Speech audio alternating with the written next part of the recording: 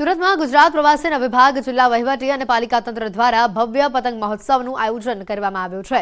અડાજણ સ્થિત તાપી નદીના કિનારે પતંગ મહોત્સવનું આયોજન કરવામાં આવ્યું। આ કાર્યક્રમમાં 50થી વધુ પતંગબાજો જોડાયા હતા। પતંગ મહોત્સવના કાર્યક્રમમાં જિલ્લા કલેક્ટર, પાલિકા કમિશનર સહિત મેયર ઉપસ્થિત રહ્યા હતા। પતંગ મહોત્સવમાં દેશ વિદેશના પતંગબાજો દ્વારા વિશાળકાય પતંગ ઉડાવી કરતબ બતાવવામાં આવશે। પતંગ મહોત્સવમાં પણ રામમય વાતાવરણ જોવા મળ્યું હતું।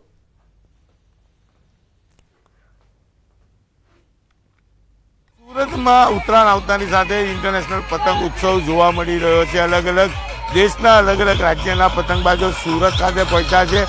पण आ वर्षे उत्तरायण में सौथी आकर्षणनुं केन्द्र बन्युं छे भगवान श्री रामनो पतंग। कारण के 22 जान्युआरीए देश में अयोध्या खाते भगवान रामनु मंदिर जे रीते कही शकाय के आकार पामी रह्युं छे तेनुं शिलान्यास छे, त्यारे देशभर में भगवान रामना नामनी धूम मची छे। त्यारे दृश्य सीधा जोई शकाय छे दरेक पतंग पर भगवान श्री राम जे के पतंग उत्सव में पण भगवान श्री रामचंद्र देखाई रह्या छे। अने हेमालीबेन साथे वात करीशुं।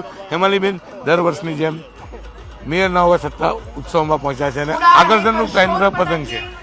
जी ચોક્કસપણે આદરણીય દેશના વડાપ્રધાન શ્રી નરેન્દ્રભાઈ મોદીજી જ્યારે 22મી જાન્યુઆરીએ રામલલ્લાને પ્રસ્થાપિત કરવાના છે અયોધ્યામાં, ત્યારે આ વખતનો પતંગોત્સવ એ ખરેખર રામોત્સવની સાથે સાથે પતંગોત્સવ મનાવવામાં પણ લોકો એટલા જ આતુર છે। આપ જોઈ રહ્યા છો કે ખૂબ મોટી પ્રમાણમાં શ્રી રામજીની પ્રતિમાને સાથે લઈને આપણે આકાશમાં આ પતંગોત્સવ મનાવી રહ્યા છીએ। જે રામ ઉત્સવને લઈને લોકોમાં ઉત્સાહ છે, ત્યારે ચોક્કસ સુરતનો ઇન્ટરનેશનલ પતંગ ઉત્સવ પણ राममय वातावरण में फेरवायु है। कैमरामेन भरत ब्रह्मभट्ट साथे कीर्तेश पटेल, न्यूज 18 गुजराती, सूरत।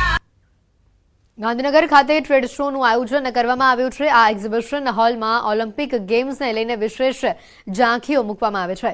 ગુજરાતમાં ઓલિમ્પિકની રમતો માટે તૈયાર થઈ રહેલા ઇન્ટરનેશનલ સ્તરના એન્કલેવ પ્રોજેક્ટનું પ્રદર્શન પણ આ ટ્રેડ શોમાં મૂકવામાં આવ્યું હતું, જેનો મુખ્ય ઉદ્દેશ 2036 Olympic games Sardar Patel sports એન્કલેવમાં રમાય તે છે અને જેના માટે multiple indoor arena, tennis centre અને ફૂટબોલ સ્ટેડિયમ પણ આવનારા દિવસોમાં તૈયાર કરવામાં આવનાર છે। આવનારા દિવસોમાં રાજ્યમાં સ્પોર્ટ્સ કોમ્પ્લેક્સ ઇન્ટરનેશનલ કેપેસિટીના બનવા જઈ રહ્યા છે। પ્રધાનમંત્રી નરેન્દ્ર મોદીના માસ્ટર પ્લાન એવા ઓલિમ્પિક માટે 2036ની તૈયારીઓ જે છે તે હવે ગુજરાતમાં શરૂ કરી દેવામાં આવી છે। તેમાં સૌપ્રથમ નરેન્દ્ર મોદી ક્રિકેટ સ્ટેડિયમ તો બની ચૂક્યું, પરંતુ આજુબાજુના વિસ્તારમાં જે રીતનો માસ્ટર પ્લાન હશે અને તમામ ઓલિમ્પિકને જરૂરિયાત એવા સ્પોર્ટ્સ કોમ્પ્લેક્સ હોવા જોઈએ તેની તૈયારીઓ જે છે તે આવનારા સમયમાં અમદાવાદના જે વિસ્તાર જે છે ત્યાં અલગ અલગ જગ્યાએ જોવા મળશે। કેવી રીતે આ માસ્ટર પ્લાન હશે અને તેની પાછળ કોનું મગજ લાગેલું છે તે માટે ઓલિમ્પિકના special on duty nodal officer છે નરેન્દ્ર મોદીજી, તેમની સાથે જ વાત કરીશું।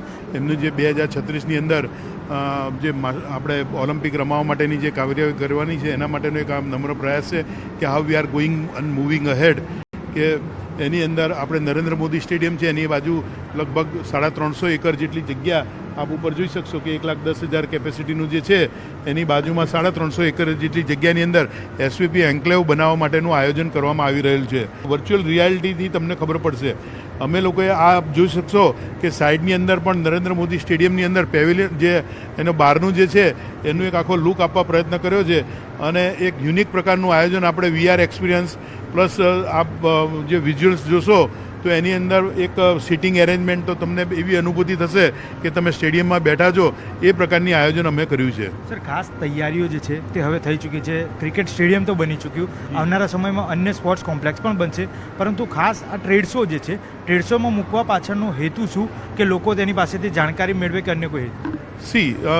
ટ્રેડ શોમાં મૂકવા પાછળનો હેતુ એટલો જ છે કે લોકોમાં જાગૃતિ આવે, લોકોને ખબર પડે કે વિશ્વ કક્ષાએ ભારત કઈ દિશામાં આગળ વધી રહ્યું છે। નોડલ ઓફિસરનું કહેવું છે કે આગામી 2036ની ઓલિમ્પિક ગેમ છે તમામ ગેમ વર્લ્ડ ક્લાસ બનાવવામાં આવશે અને તેની તૈયારીઓ જે છે તે અત્યારે હાલ થઈ ચૂકી છે।